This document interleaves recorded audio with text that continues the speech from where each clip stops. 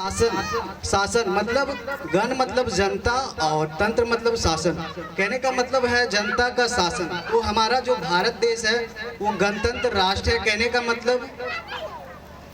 का मतलब ये है कि हमारा जो भारत देश है ये जनता का देश है। जनता का शासन मतलब जनता का शासन। हमें नहीं लगता है कि जनता का शासन चलता है। बहुत सारे लोग सोचते हैं कि शासन तो प्रधानमंत्री का चलता है, सरकार का चलता है, इस तरह से लोग सोचते हैं। लेकिन एक्चुअली जो शासन चलता है वो शासन जनता का ही चलता है। आप जितने भी सरकार चुनते हो, मुखिया से लेके विधायक से लेके प्रधानमंत्री से लेके मुख्यमंत्री, जितने लोगों को भी चुनते हो सभी लोगों को जनता ही चुनती है।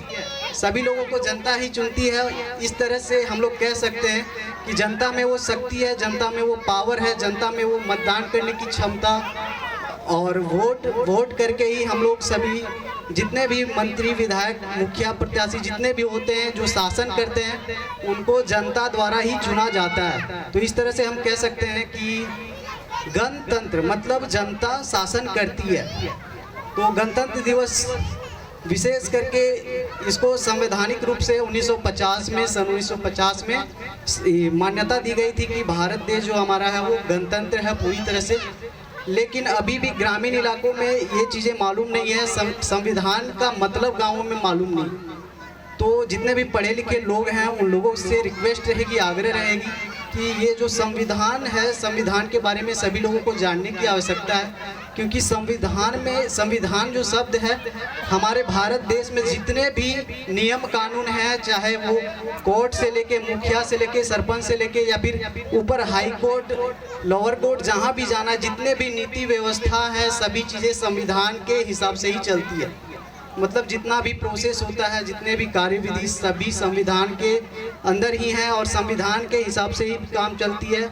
संविधान में मौलिक अधिकार, मौलिक कर्तव्य आप लोगों को जानना ही होगा।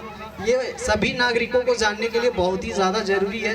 क्योंकि मौलिक अधिकार मतलब भारत के हर एक नागरिक को अपने मौलिक अधिकारों की जानना चाहिए और मौलिक कर्तव्यों को जानना चाहिए।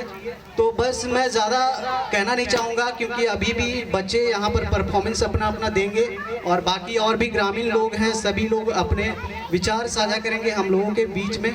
तो इतना ही कह के मैं जय हिंद, जय भारत, वंदे मातरम। बहुत बहुत धन्यवाद, बहुत बहुत शुक्रिया। बहुत बहुत धन्यवाद विपिन जी। और जैसा कि मैंने कहा था इसके पूर्व में कि इसके बाद बंधन शिक्षा केंद्र की शिक्षिका किरण देवी जी आप लोगों को 2 शब्द संबोधित करेंगी।